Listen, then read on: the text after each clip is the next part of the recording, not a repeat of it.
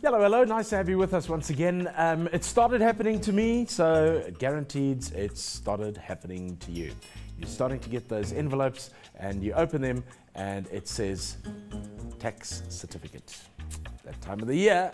And that's why we decided to invite Angelique Visser, who's the National Chairperson of the Fiduciary Institute of South Africa, or FISA, and also Cheryl Howard, who is not only the MD of Cheryl Howard and Associates. Cheryl is also the Regional Councillor for FISA in Gauteng. Good evening, ladies. Nice to have you with us this evening in the studio. Welcome back, Cheryl. You've been here before. Angelique, welcome to our studio for the first time. Thank you. Yeah, it's not a lacquer time of the year, because you know everything's coming at you and you're going to have to start filling out all the forms once again. What do you need to do here? Let's get down to basics. What do we have to have at hand to be able to complete the forms? To satisfy the requirements of the revenue services? First of all, is the one is the pay slip or the RP5. A couple of years ago, RP5s used to be handed out to everybody. Now they get pre-populated into the tax form. So the RP5 is a tick immediately because that's literally sitting on the form, that's sitting with SARS already on the e-filing system. Okay. Then you need, if you've got investments, you need your bank account, interest certificate, it's called an IT3B. If the interest is less than 100 Rand, the banks don't traditionally issue certificates as such.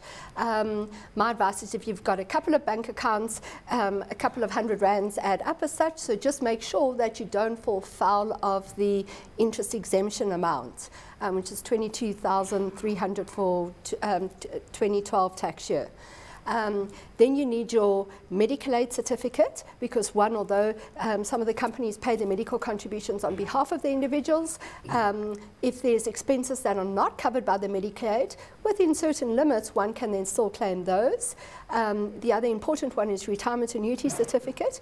If you've either made monthly contributions or done a top-up at the end of February, you need that contribution certificate. Those are kind of the standard documents that an employer-employee relationship or basic individual would have. Other things that one might want to consider is, for instance, a travel allowance. If you receive a travel allowance from the company, you need to put your logbook together. The logbook, previously you could use, SARS were very generous and they gave a table and you could calculate based on the value of your vehicle, you could calculate a deemed number of kilometers. Now they're coming back and they say, well, hold on guys, I've used that in the past. People were traveling there and back to Cape Town twice a day. That was how crazy some of the mileage was. Now they're actually saying we want a proper logbook to show the business mileage, because although you're receiving a travel allowance, you only get your business portion as a deduction from the travel allowance as such. Other expenses that people might have, if you're making donations to charities, the SPCA, the Dogs Home, Children, Hope for Children, they issue a tax certificate. It's called a Section 18A tax certificate, and that's also deductible as far as one's personal income tax is concerned. From a FISA point of view, Angelique, the documents that you need, do you generally get them? I mean, or do you have to start chasing up the company that you have your retirement annuity with? Where does the obligation lie? Because to me, it always seems to lie on the taxpayer. Yes, that's true. We do need to follow up with some of the institutions, and from a FISA perspective, what we often find is if the practitioners struggle to get certain information from a specific institution, we would obviously meet with the stakeholder and explain to them what our predicament is, and in order from a combined perspective, make sure that they see what their problems are and make sure that they provide it timelessly. So I think that's where the value from a fiduciary perspective comes into play. Now, I may sound really dumb asking this question, but I do ask dumb questions from time to time, because that way you seem to get answers out of people. What do you actually do? Okay, from a FISA, well, maybe if I can explain the history for FISA. Yes. About 80 years ago, the CEOs of various trust companies founded the Association of Trust Companies, which also was known as the ATC.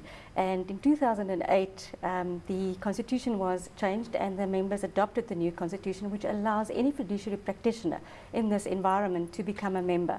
That also, if you look at... So, hang on, a fiduciary practitioner is a tax planner or somebody who handles investments or That's right. Is a financial advisor. Drafts a will, is a trustee, is an executor as such. Yeah. Okay. If you look at the word more fiduciary, it actually means or it's derived from the Latin word fidentia, which means trust. So it actually means somebody looking after the assets of someone else. So if you're a fiduciary practitioner, you could, for instance, take up the appointment as an executor and make sure that you administer those assets until you wind up the estate and transfer the assets to the beneficiary. Sure, one person who adopted that name didn't do that very well, did they? As in fidentia. Yes, well, yeah. But I think that's why it's very, very important for the public, or the members of the public, to know that they deal with someone that subscribes to a certain code of conduct. And if you become a FISA member, you need to obviously meet the minimum requirements. One of them, having some years of experience, maybe also have a legal degree or a BCom degree. They also need to make sure that they kind of comply with the regulations. And there's also a disciplinary committee, which is headed up, and we've terminated some memberships before. Okay, hang on. This is interesting to me. So, in other words, my person who advises me on investments, I should be saying right up front, are you a member of FISA? That's right. Because then I know that I have some recourse. Correct. That's right. If I believe that person has done something underhand and sold me a policy or a retirement annuity where he or she is taking a 20% commission off the top. That's also governed and ruled by the financial planning, the CFPs as well. So you might find that from an investment point of view, that person's regulated more by the financial planning industry. Yeah. But if they drafted your will or set up a trust for you, you would then want them to be a member of both FISA as well as the certified financial planner. Okay. So the financial planning side kind of regulates and is the watchdog and wields the stick as far as running off with investment or taking higher commissions as such. We would come in if, let's say, for instance, somebody came in with regards to a trust and they were taking high fees, or the beneficiaries weren't receiving any income from it. That's where FISA would then literally come in and be the watchdog from that point of view. I think this is something you raised last time you were on the show, which was months ago, to be honest. But yeah. It was the tax planning that goes into, and I know we're absolutely digressing now, but this is how the show works, okay? It goes all over the place every now and again. Tax planning tax planning for death, which was, we hate tax planning in the first place, but bring death into it and it's even worse. But it is a vital part of tax planning going forward. We call it estate planning. Obviously, we always make sure that you look at the outcome for the beneficiaries. Now, it's a bonus if you can plan tax accordingly, because you want to minimize the taxes when you pass away. And with estate duty being 3.5 million rand, only the only amount that's deductible, and on the balance of the amount you would pay 20%. It's quite harsh. So a person can plan properly to make sure that you obviously limit the estate duty taxes and also your capital gains taxes, because often we just worry about the estate duty and not about the capital gains tax consequences. And that sometimes is far more severe than the estate duty.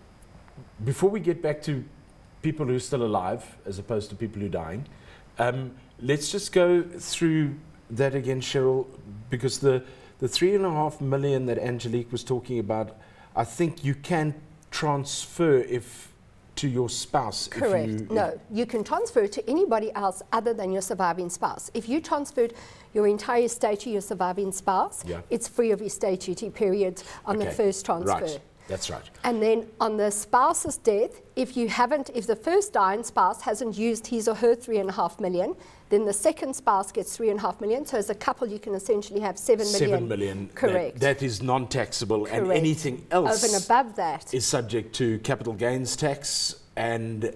Well, no, it's subject to estate duty. Everything from 0 up to the 7 million is also subject to capital gains, because the capital gains is a complete different tax. And what it basically says there is that you deem to have sold certain of your assets the day before you die, and then they bring in the capital gain. But obviously, if you leave assets to a surviving spouse, there's a rollover effect, and then you don't have the capital gain at the death of the first dying spouse. It's then on the death of the survivor. So the receiver believes that you know you're going to die tomorrow, so you will sell your house today. Yep. How they know everything about us, don't they? That's it. That's why planning is important. And it's also important because Cheryl mentioned some of the things that you need to do for the tax year now, but it's also important that people remember to donate that annual amount, which is 100,000 Yes. without incurring donations tax. So between spouses, it's 200,000. So if you have set up a family trust, you could, because over a period of time, it actually you get the growth in the trust. So you limit those taxes as well by making sure that your estate is smaller, so that you don't pay as much estate duty.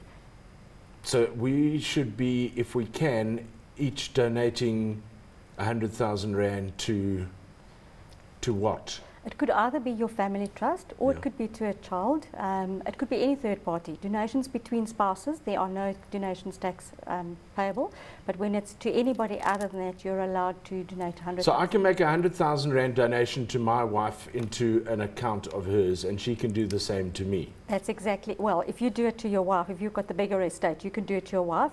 She can donate 100,000 to the family trust, and so can you. So between the two of you can donate 200,000 per financial year. No, I'm in media. You see, my wife earns more than me. So she'd have to make the So she's donation. gonna Darling, make you're it. going to have to make a donation of 100,000 to me. I'll tell you which account you can put it into. You can actually put it on my country club card. So I've at least I know I've got 100,000 rand worth of beer on my country club card. Okay. You can make the donation now. Just go online and... sorry, we've gone off the subject here, haven't we? Once again. Okay, let's go back to the living people now. Right. Us in the studio. Once we've got all this documentation together, Right. we then sit down. I remember my father once a year coming out with a box full of documents, and he'd lock himself in the dining room. Yeah. And he'd have papers all over the place, and he'd fill out his tax return. Right. But I mean, these days, it's a It's easy. hell of a lot simpler. That's it, and especially with it being on e-filing and online. And I will give SARS credit on the basis that the e-filing system works brilliantly. You can submit your tax return on Monday, Tuesday they'll assess it, and if you've got a refund, you'll get your check out on Wednesday. And I want to say that's for the bulk of it. There's obviously the exception to the rule, and so the exceptions are the ones that you hear about, where somebody's been waiting for a refund forever. In that, SARS would either audit or they check in that documentation is different to what they've received from the institute, and therefore use it. But I want to say for the bulk of it, you literally go online. And when I say go online, an individual, if they're not with a tax practitioner as such, they would literally click onto the SARS e-filing or efiling.gov.za and register. They've got to submit a copy of their ID book. The system will then generate a profile number for them, and a pre-populated tax return will literally pop up. They will then be able to complete the fields of interest. They would add up all the interest certificates and put in the total figure. They would add up all their retirement annuity contributions and put in the total figure. So it's very simple, very easy. SARS are also running workshops at the various centres from April through to June. I think they're closing at the end of June. Where they've got a superb help desk where you can go in and say, in fact, I've heard of people who've literally gone in and the SARS individual have helped them literally complete it online as a working example and submitted it there and then. I must admit, I had the same experience with Revenue Services. I think it was about 2 years ago, where my return was submitted, and within a week, I actually had the money that they owed me, because they, for once, thank you, SARS, they owed me money. So that you lied. And they paid it that week. So thank you. It's the time to be nice to the tax man. We're talking about tax planning, and we'll be back with you in just a moment.